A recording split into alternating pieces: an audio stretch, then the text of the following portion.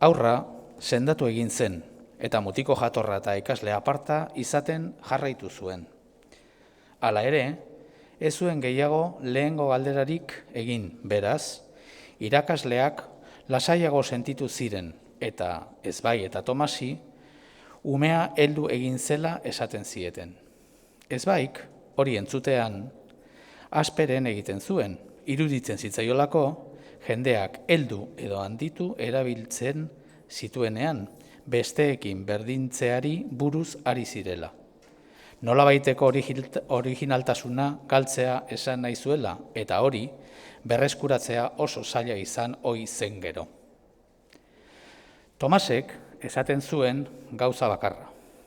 Berriz, izaten zen espero zuela, Maitik ez zuela inongo gudatan parte hartu beharko.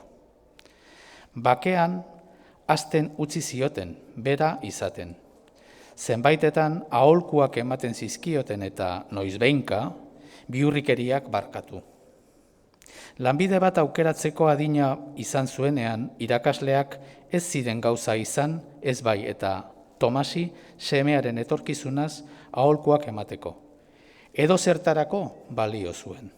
Beraz, Maitik clown izatea erabaki zuen.